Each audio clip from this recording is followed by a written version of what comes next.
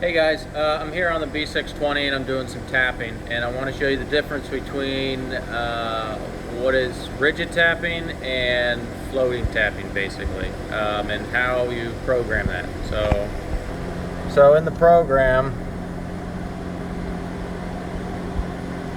let's go up here. Oh, where am I? Here we go. So I'm doing a 1032 tap, right? And here's my tapping code, G84 with a Z, an R value, just because I'm way out in front. This is what the CamWorks posted for me.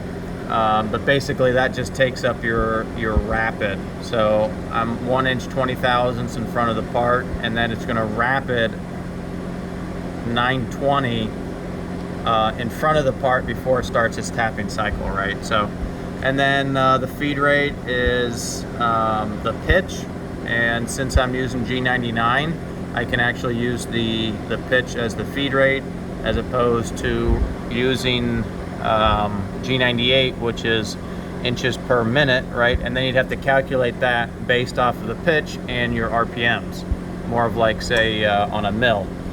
And then M70 is the lock the Z-axis. And then I'm going to Y -2 and doing the same thing. So I do one at Y +2 and then Y -2. So what I should have in here is on this line an M35, which says, hey, I'm rigid tapping, which means when you get to the bottom of the hole, you need to stop completely and then reverse the rotation of the live tool, and then you need to reverse out of the hole all at the same time, right? So that there's no breakage of the taps, right? So I'm going to show you what it looks like without an M35 and then with an M35. So hopefully we can see this. Set it right here. All right.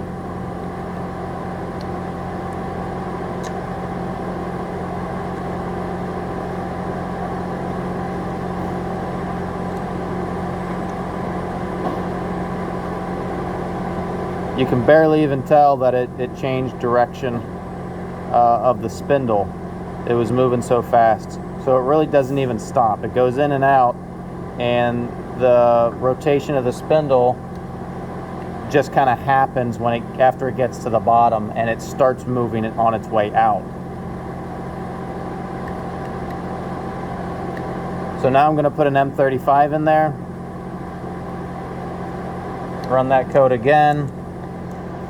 So now you'll see it actually kind of stop and dwell for a second at the bottom of the hole. Stops, rotate, changes rotation. Gets to the bottom, stops, changes rotation, and then goes out. So that's what I need to be doing because I am rigid tapping. Now if I had a floating holder, right, something that would actually take the slack up in the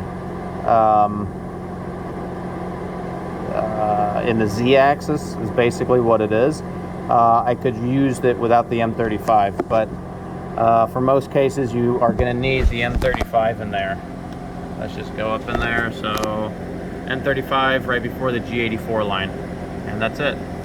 Thanks guys. And this is on a B620 from Eurotech, and it has a FANUC 31i control.